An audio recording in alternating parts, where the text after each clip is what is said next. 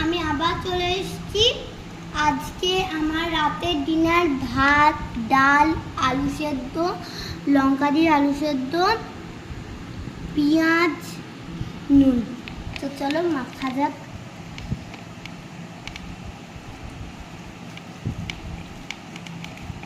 কাল 15ই আগস্ট। তো চলো খাওয়া যাক।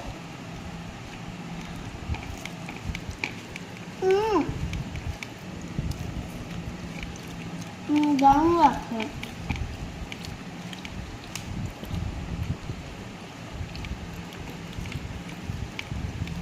আমরা আজকে মাকে বললাম, মা প্রত্যেকদিন তো শুধু ওই রুটিই খাই, তাহলে আজকে একটু ভাত করে দাও।